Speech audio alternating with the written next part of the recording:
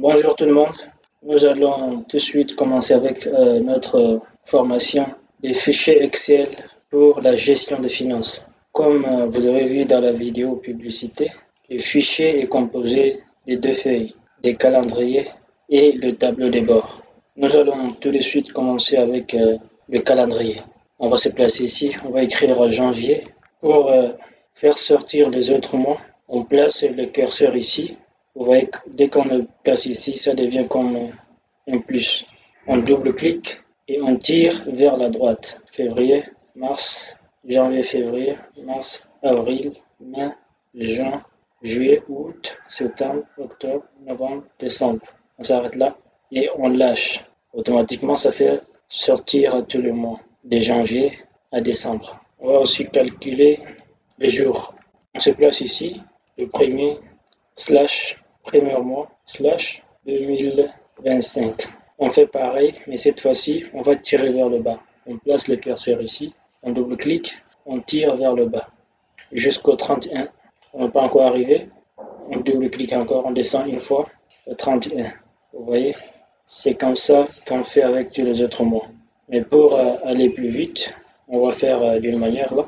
Le premier, slash, il faut mettre slash, sinon ça ne va pas fonctionner. Slash, deuxième mois, slash, 2025. On clique sur Tab du clavier, on fait le premier slash, troisième mois, slash, 2025. On clique encore sur Tab, le premier, quatrième mois, 2025. Le premier slash, cinquième mois, 2025, ainsi de suite. Sixième mois, 2025. Jusqu'à décembre, là on est bon. Ce qu'on va faire maintenant, c'est de sélectionner tout ça là. Pour cela, on se place ici, on clique deux fois et on tire vers là où on veut sélectionner.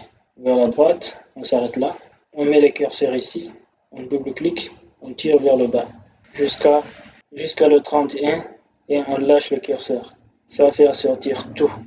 Voilà. Ici, nous avons une erreur parce qu'il y a eu l'erreur au niveau d'ici. Vous voyez, 11 mois, au lieu de mettre slash, j'ai mis autre chose. J'ai mis le 0 à la place. Bon, pour modifier cela, il faut d'abord cliquer ici. On vient ici en haut pour le modifier. On clique ici, on supprime le 0, on met le slash à la place. Slash, là maintenant, ça va fonctionner. On va le faire à part. On met le curseur ici, on double-clique, on descend vers le bas, on s'arrête là. Voilà, le problème est résolu. Mais comme vous voyez, il y a les mois qui ne finissent pas de 31. Donc on va supprimer.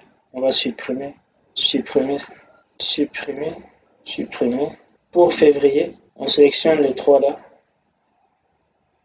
On clique sur supprimer. Là, on est bon.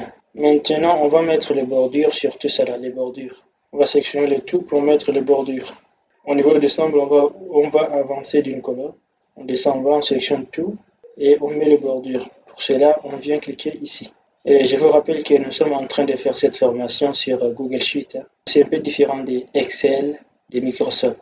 Ceux qui sont sur Excel Microsoft, si vous êtes bloqué, vous pouvez me faire signe. On va trouver une solution. Ce n'est pas la même interface. Mais je vous conseille quand même d'utiliser Google Sheet parce que c'est gratuit. Et Excel de Microsoft est souvent payant. Bon, pour mettre les bordures, on vient ici, on clique dessus, on met toutes les bordures. Là, on est bon, mais on n'a pas encore fini.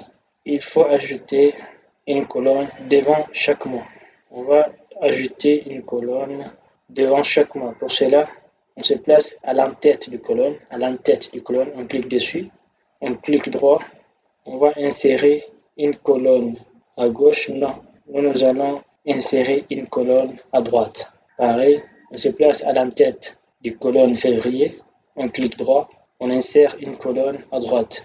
On fait pareil pour tous les autres mois. On se place ici, on clique droit, insérer une colonne à droite, ainsi de suite.